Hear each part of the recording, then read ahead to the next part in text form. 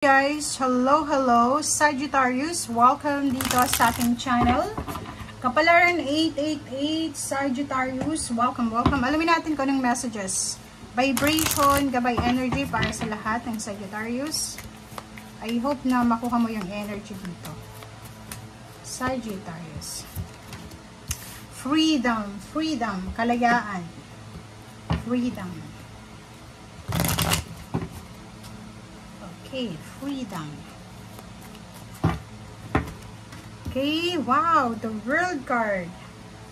Okay, guys.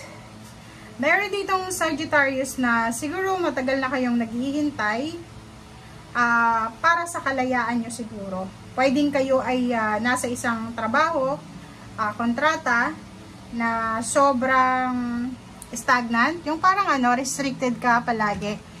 It's either relationship siya, contract sa trabaho, kontrata, marriage contract, pwedeng kontrata sa bahay, sa lupa, sa sakyan, or anything na may pinirmahan ka.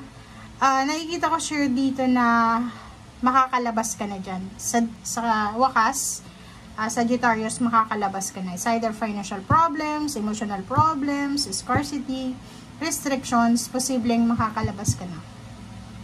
The World card, nakikita ko na may isang OFW dito na matagal na siya sa ibang bansa, pwedeng 10 years na siya. And sa wakas, pauwi na siya ng Pilipinas. Parang ganun. Yung iba din, mag-asawa, pwedeng sa wakas nakapag-desisyon na kailangan na nating maghiwalay. Kailangan na nating tapusin to. Parang ganun. Or yung iba, sa loob ng bahay, di ba? Yung parang, ang tagal nyo dyan sa lugar na yan, nakapag-desisyon kayo na kailangan nyo ng lumipat ng bahay. Parang ganun. Ganun lang naman yan.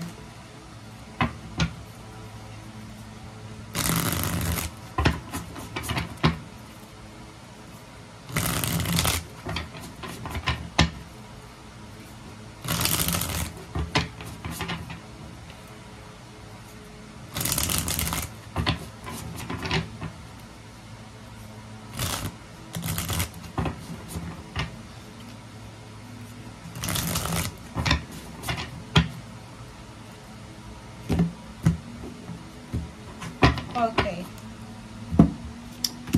First card natin is Ace of Swords. Ace of Swords is all about information, communication, studies, tungkol sa mga batang individual sa buhay mo, or yung iba, all about news, good news, or any communication. So, nakikita ko sure dito na makakatanggap ka ng mensahe galing sa yung mga kakilala dati. Diba? Pwedeng classmates, pwedeng acquaintance, dati kakilala, di ba, parang ganon. So, ihanda mo yung sarili mo dahil may mga pangyayari na babalik sa'yo. Yung parang magre-reminisce ka, or posibleng ikaw mismo yung babalik or sila yung babalik sa'yo. Parang ganon. Pwedeng may gusto makipagbalikan sa'yo, Sagittarius, or may kailangan kang pagdesisyonan, so mag-iingat ka dito. Diba? Sabi ko sa'yo eh. Knight of Swords and Ace of Swords, isang Gemini, Libra, and Aquarius siguro to, ang gustong makipagbalikan sa'yo.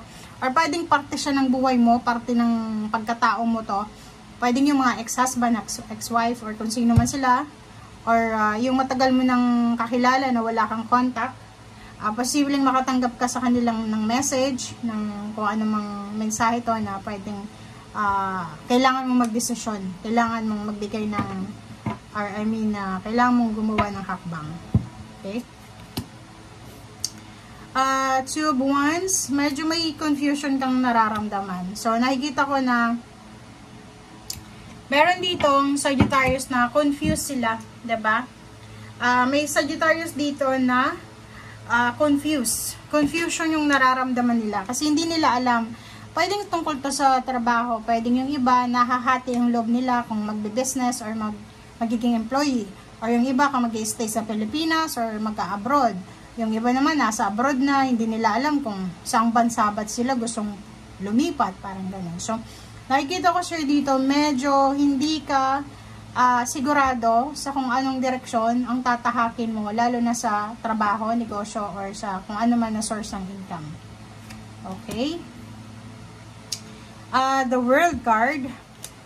Wow. So, kung makikita mo dito, double confirmation guys, yung The World card mo. It's number 29, 21, number 3, 9, 10, 11, manifestation. In terms of intimate relationship, nakikita ko siya dito na may magkakalibin na posibleng magdesisyon na magpakasal, mag-boyfriend-girlfriend na magpakasal. Pwedeng iba mag-separate ways, mag-cool off muna. Yung iba, pwedeng maghihiwalay sila dahil yung isa pupunta ng ibang bansa, yung isa naman is lilipat sa kung saan mang lugar. Okay? Nakikita ko siya dito, Sagittarius, na may kailangan kang hintayin ng 3 months. Okay? Like for example, kung halimbawa gusto mong mag-ipon ng pera, simulan mo na siya sa ngayon, January, February, March, April. Halimbawa, kung gusto mong magnegosyo sa April or May, or gusto mong mag-for good sa Philippines for May or June, magbakasyon, make sure na, or magpakasal, parang gano'n, gusto mong magpakasal, pag-ipunan mo siya ng pera. Simulan mo na siya sa ngayon, kahit maliit, pag-ipunan mo. Okay? Strength card and Death card. So, nakikita ko sir dito, maging malakas ka kasi may magbabago sa buhay mo.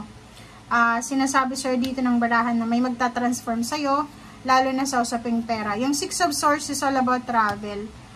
Meron ditong iba na Sagittarius na posibleng kayo ay makakapag-desisyon na lumipat ng bahay, lumipat ng career. Yun nga, yung iba nasa ibang bansa, gusto nilang umuwi ng Pilipinas or maghanap ng bansa na pwede nilang malipatan kasi hindi sila sigurado. Okay? And mag-iingat ka sa mga away, diskusyon, mag-iingat ka sa sobra-sobrang pagod, mag-iingat ka sa mga obligation, duties, responsibilities. And nakikita ko siya dito talaga, freedom yung sinisigaw mo. Okay? Freedom, kalayaan. Makinig din sa sinasabi ng yung intuition kasi pwede kang magkamali.